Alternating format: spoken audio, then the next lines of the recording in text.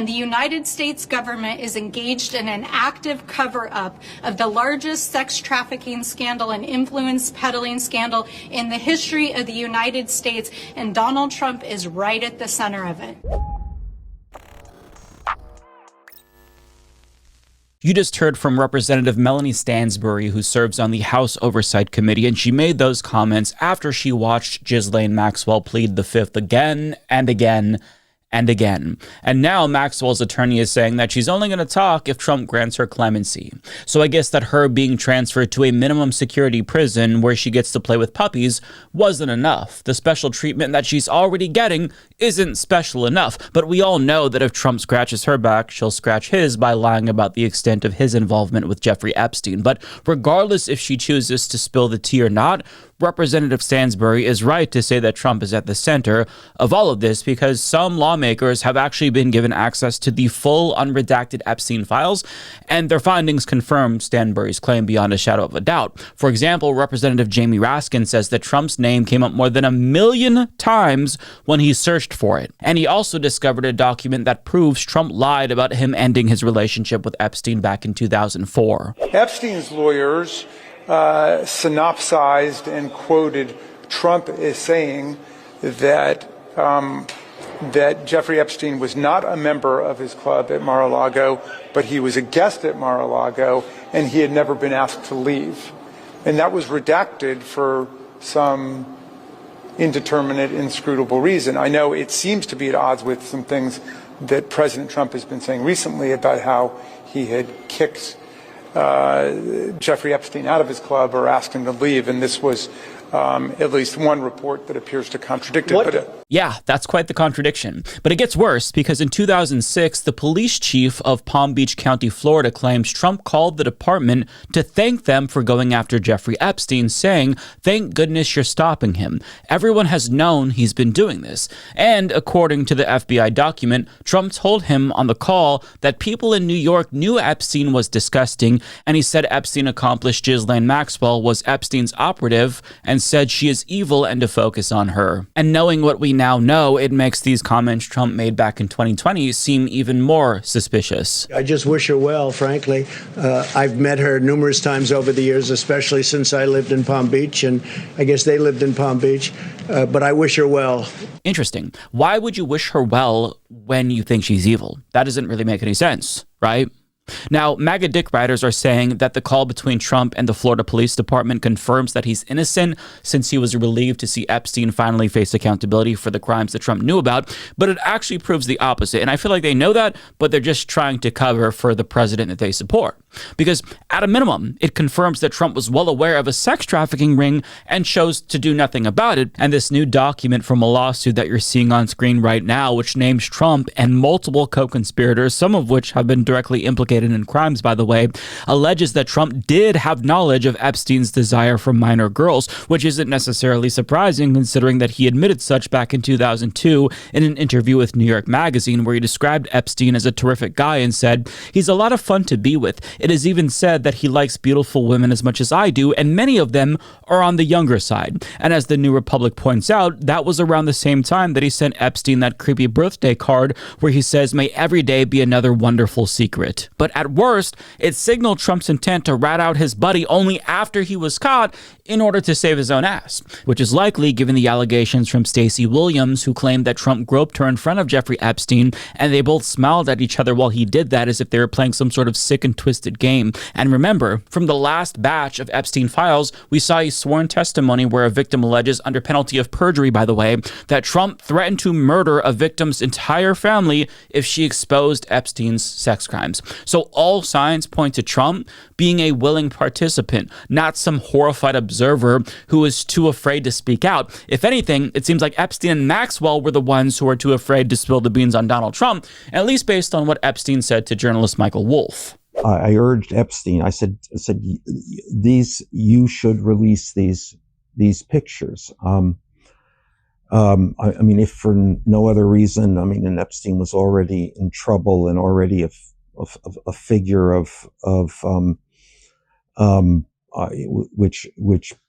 which people were, he was already demonized. I said, maybe this will even even help you. You can be on the side of right here. And I remember Epstein said, again, chilling at the time, he said, I may be a pervert, but I'm not crazy. And then he said, Trump is a man without any scruples. In other words, even when Epstein had nothing to lose by naming names, he still wouldn't say what he knew about Donald Trump. And the same is now true for Ghislaine Maxwell, who had the same response when asked directly about Trump's involvement with their sex trafficking ring. Have you ever socialized with Donald Trump in the presence of females under the age of 18? Though I'd like to answer that question, at least today, I'm going to have to assert my 5th, 6th, and 14th Amendment rights, sir. Are you aware of Donald Trump ever engaging in sexual activity with an individual introduced to him by you or Jeffrey Epstein? I invoke my 5th Amendment right to silence. That's pretty telling, especially since Trump is the one who repeatedly claimed before that there's no need to invoke the 5th if you're innocent. But one can rationalize why Maxwell isn't going to want to speak, because if she does, then Trump has no reason to grant her clemency, and she's obviously holding what she knows about him over his head to get what she wants. But another thing we now have to consider is whether or not her safety actually hinges on whether or not she keeps quiet, because journalist Dominic Michael Trippi reports newly released Epstein documents reveal FBI agent purposely removed hard drive from jail video recording system, intentionally erasing all prison footage during the time of Epstein's death. And the document that he found, which is still available at the time that I record this video on the Justice Department website, states, Blank advised that an FBI agent was the one who pulled out the DVR. Blank also advised that he knew that by replacing both hard drives, the system would be wiped, and that he advised personnel at MCC of that. So this is huge, because it indicates that somebody at the FBI may have actually tampered with evidence. And prior to this, we knew from a video analysis conducted by a pre-Barry Weiss CBS News that someone in orange appeared to enter Epstein's cell the night of his death, which obviously points to foul play being the cause of his death, not suicide. And there's no evidence that Trump was directly involved or knew about the individual who may or may not have entered his cell, and he might have not known about the FBI agent that apparently tampered with security footage. But it is important to note that that was his FBI who did that. He was president at the time of Epstein's death. So I'm not alleging that Trump played a role in Epstein's death, but I'm also not dismissing the idea as absurd given what we now know. And in the event, hypothetically speaking, Trump did have Epstein killed, it wouldn't be his first murder because he is a mass murdering war criminal after all. But we still need more evidence regarding this particular potential murder to make that logical leap. And at risk of sounding conspiratorial, I will say that I don't think it's an insane thing to ask questions about. Like, it's not absurd these days to question Trump's involvement given his bizarre comments about Epstein's death. And I say this because in an interview with the Daily Beast, Michael Wolff shared a secondhand account of a conversation that somebody had with Donald Trump where he reacted to claims that he might have had Epstein killed, and Trump told this person that he didn't have Epstein killed. But when he was asked about whether or not he thinks Epstein was killed, Trump reportedly said, "A lot of people wanted him dead." Now, this obviously doesn't prove anything, it's hearsay. But if Trump did say this, the question is, who? What does he know? And why does he think a lot of people wanted him dead? I thought he was ignorant here and had no idea. Well, lately we're learning that that's definitely not the case. Our suspicions were right. But that's not all, because when Tucker Carlson asked Donald Trump point blank whether he thought that Epstein killed himself, Trump seemed to be genuinely caught off guard by the question and offered a completely different answer than his private one. I read Barr's account of his time. He wrote a book about it, Right. His autobiography, and in it he lies about Jeffrey Epstein's death. Clearly lies. Do you think Epstein killed himself sincerely? I don't know. I will say that, he was a fixture in Palm Beach. Yeah. I don't know what Barr said about it either. I have no idea what he said. What did he say? He killed himself, probably? He said he killed himself and that they were going to do this investigation. They never did the investigation. It's never been public. Well, and they hid it. And why are they doing that? And clearly Barr knew.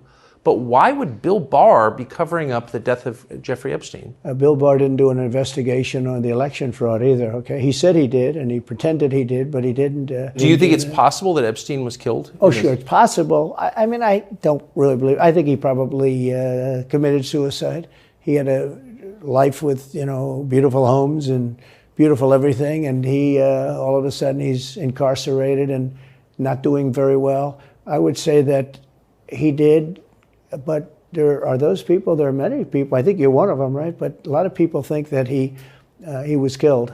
He knew a lot on a lot of people. He was killed. So he knew a lot on a lot of people, which is similar to, but not exactly the same as him privately saying a lot of people wanted him dead. But this time he was quick to shoot down the idea that Epstein was murdered, which is... It's not the best look, given what we now know today. But keep in mind, we can only speculate. This is mere conjecture on my part. But after seeing everything that we saw in the last batch of Epstein files, I am no longer inclined to dismiss the thought of Trump killing Epstein as a conspiracy theory, because we have seen some crazy fucking shit that I never would have even conceived of before. But it's all real.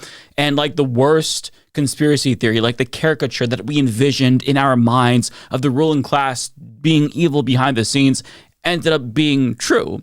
Now, again, there's no evidence directly implicating Donald Trump here, but let's not pretend like he didn't stand to benefit from Epstein's death, seeing as how he comes up in the Epstein files more than 1 million times. But a motive is not the same as evidence. What we do know is that the FBI engaged in a potential cover-up of Epstein's death, and that may explain why both Patel and Bongino did this weird 180. And my thought at the time when I saw this interview that we're going to watch was, what did they see that made them change their mind so quickly like that? It couldn't be conclusive evidence because of the way that they're acting. And I'm no body language expert, but you can see that they were clearly rattled by what they saw, especially Dan Bongino. You said Jeffrey Epstein committed suicide. People don't believe it. Well, I mean, listen, they have a right to their opinion, but as someone who has worked as a public defender, as a prosecutor, who's been in that prison system, who's been in the Metropolitan Detention Center, who's been in segregated housing, you know a suicide when you see one, and that's what that was. He killed himself. You want me to? I've seen the whole file. He killed himself. Super convincing. But let's not forget that Pam Bondi also said that the missing minute of security footage that they released was the result of a glitch. So to go back to Representative Stanbury's comments about this being a cover-up, we now have confirmation that members of Trump's regime actively engaged in a cover-up, and we're only now beginning to see the scope of said cover-up and what they were willing to do, how far they were willing to go to keep the truth from getting out. Case in point, remember, FBI Director Kash Patel said this under oath. Who, if anyone, did Epstein traffic these young women to besides himself? Himself. There is no credible information. None. If there were, I would bring the case yesterday that he trafficked to other individuals. And the information we have, again, is limited. So the answer is no one? For the information that we have. In the files? In the case file. Yeah, so we now know that that was him perjuring himself. And it was absurd on its face back then to say that there were no co-conspirators in the first place, because nobody is stupid enough to think that Epstein trafficked 1,000 victims to himself. But after getting a look at the unredacted Epstein files, Ro Khanna is now naming the powerful people involved that Patel claimed didn't exist. Congressman Massey and I went to the Department of Justice to read the unredacted Epstein files. We spent about 2 hours there, and we learned that 70 to 80% of the files are still redacted. In fact, there were 6 wealthy, powerful men that the DOJ hid for no apparent reason. When Congressman Massey and I pointed this out to the Department of Justice, they acknowledged their mistake, and now they have revealed the identity of these 6 powerful men.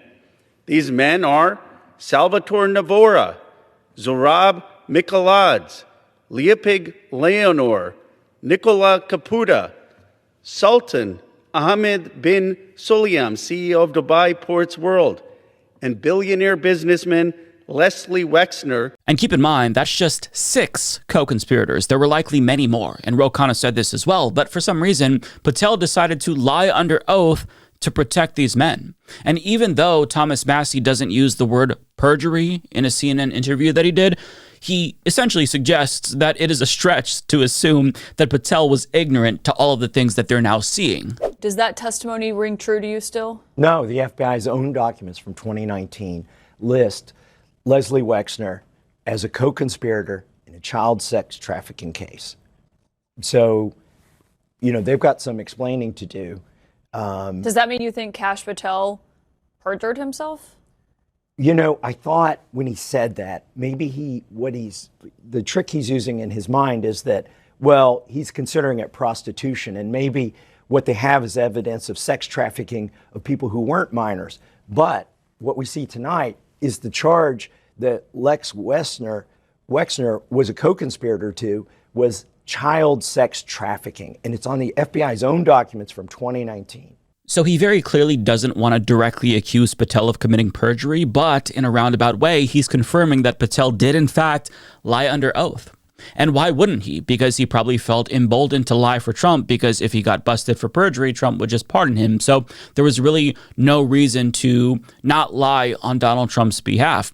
And if that wasn't bad enough, they went out of their way to redact names of potential criminals to shield said criminals from culpability. Like this email where a redacted name tells Epstein that they enjoyed a torture video. Turns out that this was the Sultan that Ro Khanna just named. But if you're wondering why the Trump regime would protect this guy, well, as Tim Miller points out, Epstein's torture video pal is Sultan Ahmed bin Sulayem of the UAE, notably the same country that the president got $500 million investment from into his personal cryptocurrency. In other words, the Trump regime might have covered up literal torture done at the behest of an elite for pleasure, all to protect Donald Trump's pocketbook.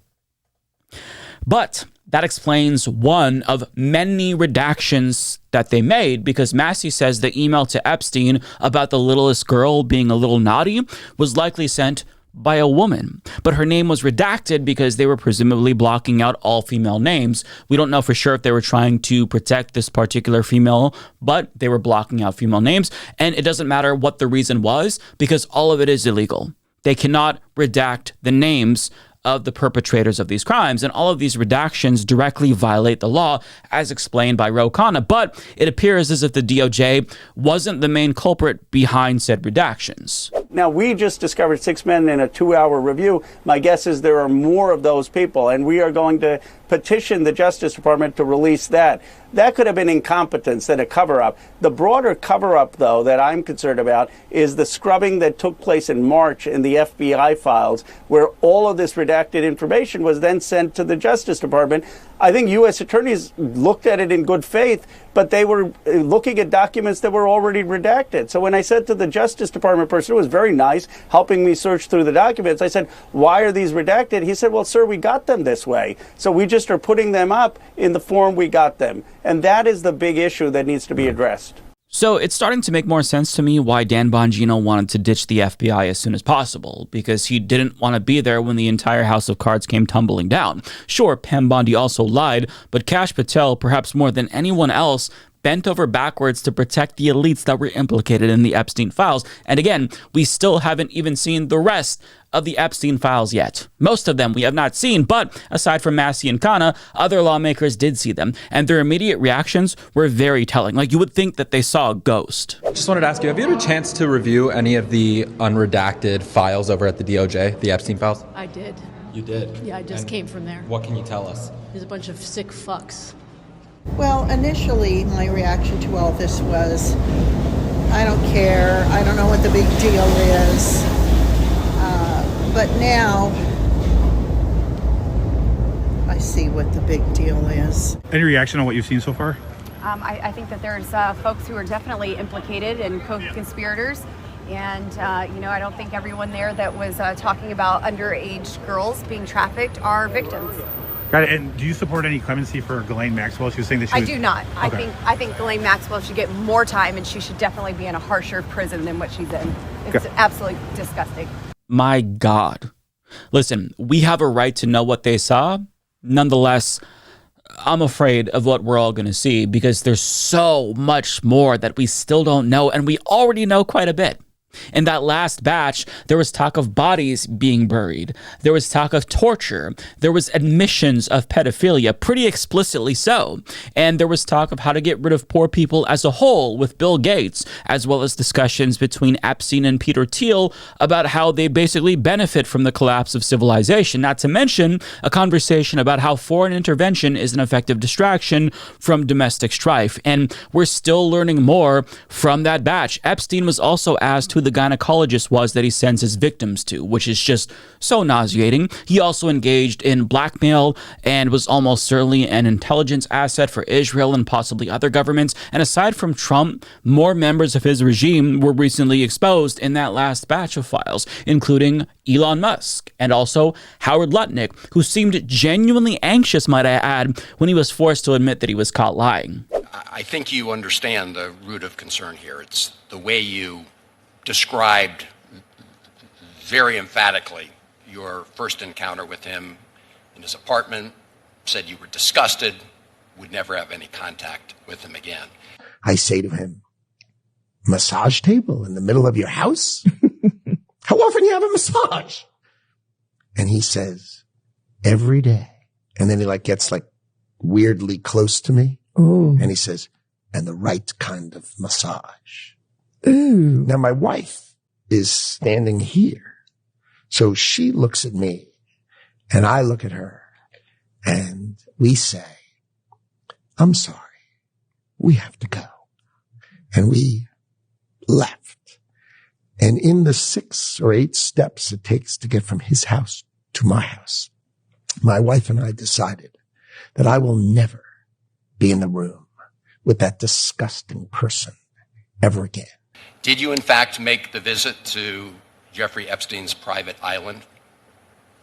I did have lunch with him as I was on a boat going across on a family vacation.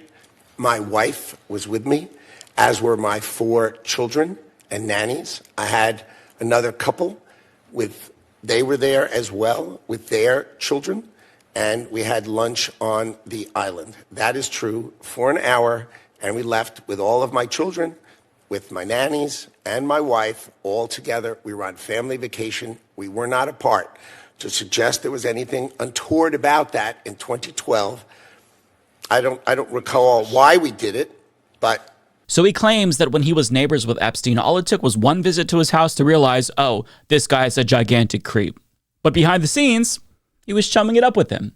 He was emailing Epstein plans to go to his island and oddly listing the ages of his children, which is a chilling email to read. So he got caught red-handed, and Senator Merkley pointed out how you can hear in his voice how nervous he was. And I can hear the angst in your voice over the Epstein files. And you could hear that same angst in Trump's voice whenever he talks about the Epstein files, or at least that was the case. Now he's just angry whenever it comes up for obvious reasons, but he was always very coy and squirrely whenever Epstein's name was brought up and, automatically felt the need to defend himself.